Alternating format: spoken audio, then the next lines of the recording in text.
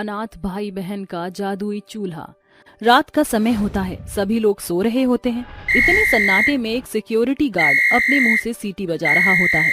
तभी एक अनाथ आश्रम से एक लड़का और एक लड़की की परछाई दिखाई पड़ती है, जो अनाथ आश्रम से भाग रहे होते हैं। चल बहन जल्दी चल यहाँ से, नहीं तो सिक्योरिटी गार्ड हमें पकड़ लेगा और फिर से उस आश्रम में डाल देगा। भैया, मुझसे अब और भागा नहीं जा रहा, मैं बहुत थक गई हूँ। तरुण अपनी बहन निक्की को गोदी में उठा लेता है, जिसके बाद वह उसे गोदी में उठाकर भागने लगता है और भाग भाग कर एक रेलवे स्टेशन पर पहुंच जाता है। अगले दिन जैसे ही सवेरा होता है, एक ट्रेन जयपुर आकर रुकती है। उस ट्रेन के अंदर सीट के नीचे तरुण अपनी बहन निक्की के साथ छुपा होता है और मौका देखते ही वह वहाँ से बाहर आ जाता है। भैया, मुझे बहुत जोरों से भूख लगी है, कुछ खाने को दे दो भैया। अब मैं खाना कहाँ से लाऊं? तभी तरुण की नजर एक ठेले के ऊपर पड़ती है, जिस पर एक आदमी वड़ा पाव बेच रहा होता है। तरुण उस आदमी के पास जाता है और उससे कहता है, अंकल मुझे एक वड़ा पाव दे दो, मेरी बहन बहुत भूखी है। वह आदमी तरुण को एक वड़ा पाव दे देता है, जिसके बाद तरुण उस वड़ा पाव को अपनी बहन को खिला देता है और खुद भूखा रहता है। वड़ा पाव खाकर वह वहाँ से जाने लगता है, लेकिन तभी वह आदमी तरुण को रोकता है। अरे अरे, मेरा वड़ा पाव अपने पेट में ठूस कर कहाँ निकल रहे हो? चलो अभी के अभी पैसे निकालो मेरे वड़ा पाव के। मेरे पास पैसे नहीं है अंकल।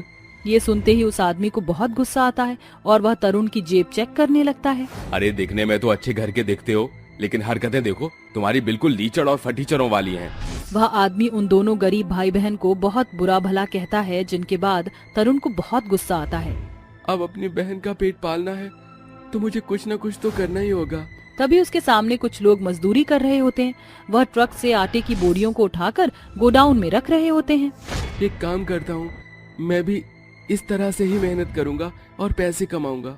बेचारा तरुण अभी बहुत छोटा था और अपनी पीठ पर आटे की बोरियों को उठाने लग जाता है, जिसके चलते उसे मालिक पूरे 500 रुपए देता है। तरुण इतने सारे पैसों को पहली बार देखकर बहुत खुश होता है और वह उन पैसों से सबसे पहले अपने रहने के लिए एक झोपड़ी किराए पर लेता है, जिसमें वह अपनी बहन के साथ रहने लगता है और अपनी बहन को पढ़ाने और उसका पेट भरने के लिए रोज मजदूरी करने के लिए जाने लगता है। वहीं जिसके चलते उसे बहुत चोटें भी लग जाती हैं। एक दिन बेचारे तरुण ने सुबह से कुछ भी नहीं खाया होता। वह आटे की बोरियों को उठाते उठाते अचानक बेहोश हो जाता है। अरे ये क्या, ये लड़का ऐसे कैसे बेहोश हो गया? अरे जल्दी करो, कोई डॉक्टर को बुलाओ। कुछ ही देर में वहाँ पर डॉक्टर आ जाते हैं और तरुण के मालिक से कहते हैं, देखिए ऐसा अक्सर होता रहता है, डरने की कोई बात नहीं है। बस अभी इन्हें बहुत सारा आराम करने की जरूरत है। ज्यादा मेहनत करने से शरीर में कमजोरी आ गई है। तरुण का मालिक वैसे भी बहुत खड़ूस होता है, लेकिन उससे तरुण की ये हालत देखी नहीं जाती। कुछ दिनों के लिए तरुण का मालिक उसे काम पर आने से मना कर देता है, जिसके चलते तरुण को ना चाहते हुए भी घर बैठना पड़ जाता है और इस वजह से उनके घर का चूल्हा भी नहीं जलता। अब बस बहुत हुआ, मैं ऐसे घर में नहीं बैठ सकता, मुझे दूसरा काम ढूंढ लेना चाहिए। नहीं भैया, आप अभी आराम कीजिए, डॉक्टर ने आपको आराम करने के लिए कहा है। तरुण अपनी बहन की एक नहीं सुनता और वह काम ढूंढने के लिए निकल पड़ता है, जिसके बाद गांव भर में काम ढूंढने पर भी उसे कोई अपने पास काम के लिए नहीं रखता और वह मायूस होकर वापस जंगल के रास्ते में जाने लगता है। तभी उसे जंगल में एक बुढ़िया मिलती है, जिसके हाथों में काफी भारी सामान होता है। अरे ये बेचारी कितना सारा सामान ढो रही है, मुझे इसकी मदद करनी चाहिए। तरुण तुरंत उस बूढ़ी औरत के पास जाता है, जिसके बाद वह उसके हाथों से सामान ले लेता है। अरे अम्मा, आप ये सामान मुझे उठाने दीजिए, आप इतना सारा सामान उठाकर थक जाओगी। चलो अब मुझे बताओ, आपको मैं कहाँ पर छोड़ दूँ?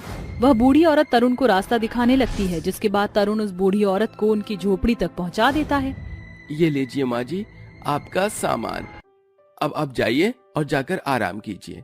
तुम बहुत साफ दिल के हो, भगवान ऐसी औलाद हर किसी को दे। वैसे तुम्हें देने के लिए मेरे पास कुछ भी नहीं है, लेकिन मैं तुम्हें कुछ देना चाहती हूँ। वह बूढ़ी औरत तुरंत अपनी झोपड़ी के अंदर जाती है और एक मिट्टी से बना हुआ चूल्हा लेकर आती है। ये चूल्हा कोई मामूली चूल्हा नहीं है, ये एक जादुई चूल्हा है। यह जादुई चूल्हा मुझे एक जादूगरनी देकर गई थी, क्योंकि मैंने उसकी मदद की थी। आज तुमने मेरी मदद की है, इसलिए मैं तुम्हें ये जादुई चूल्हा दे रही हूँ। लेकिन याद रहे, एक बार ये जल जाए तो ये बंद नहीं होता। केवल बर्फ के पानी डालने के बाद ये बंद हो सकता है। अगर ऐसा है तो मैं इस बात का अच्छे से ध्यान रखूंगा। तरुण उस जादुई चूल्हे को अपने साथ अपने घर ले आता है, जिसके बाद वह उसे घर में रखकर अपनी बहन से कहता है, ये देखो, ये कोई मामूली चूल्हा नहीं है, ये एक जादुई चूल्हा है। तरुण तुरंत उस चूल्हे पर एक खाली बर्तन चढ़ा देता है। देखते ही देखते उसके अंदर से ढेर सारी पूरियां निकलकर बाहर आती हैं, जिसके बाद वह चूल्हे के ऊपर दूसरा बर्तन चढ़ाता है। उसमें अपने आप खीर बन जाती है। तीसरी बार जब वह उसके ऊपर कुछ और बर्तन रखता है तो उन बर्तनों में सब्जी अपने आप गर्मा गर्म पहुँच जाती है। अरे वाह भैया, ये तो सच में कमाल का चूल्हा है, इसमें तो खाना भी अपने आप बन जाता है। जैसे ही उनके लायक खाना बन जाता है, तरुण उस चूल्हे के अंदर बर्फ का ठंडा पानी डाल देता है, जिसके बाद चूल्हा ठंडा पड़ जाता है। ऐसे ही जब भी उन्हें कुछ खाने का मन करता, वह उस जादुई चूल्हे से मांग लेते। अब उन्हें इतनी मेहनत और मजदूरी करने की कोई जरूरत नहीं पड़ती। एक दिन तरुण निक्की से कहता है, बहन, मुझे बहुत जोरों से भूख लगी है, जरा जादुई चूल्हे से छोले चावल तो बना कर लेकर आना। रुको भैया, मैं अभी जादुई चूल्हे से आपके लिए खाना बना कर लाती हूँ। निक्की तुरंत जादुई चूल्हे के पास जाती है और उसके ऊपर खाली बर्तन चढ़ा देती है, जिसके बाद उसके अंदर से छोले चावल अपने आप बनकर तैयार हो जाते हैं। निक्की तुरंत गर्मा गर्म छोले चावल अपने भैया को परोस कर देती है, जिसके बाद तरुण खाना खाकर बाहर चला जाता है। बाहर जाने के बाद तरुण को गांव में एक रेड़ी दिखाई पड़ती है, जिस पर खाने के तरह तरह के पकवान होते हैं। उस दुकान पर लोगों की बहुत बड़ी भीड़ लगी होती है, जिसे देखकर तरुण अपने मन में सोचता है, जब मेरे पास जादुई चूल्हा है तो क्यों ना मैं भी अपनी खुद की एक दुकान खोल लूं और मैं तरह तरह के पकवान रखूं। इस जादुई चूल्हे को तो मैं अपनी दुकान में ही रख लूंगा।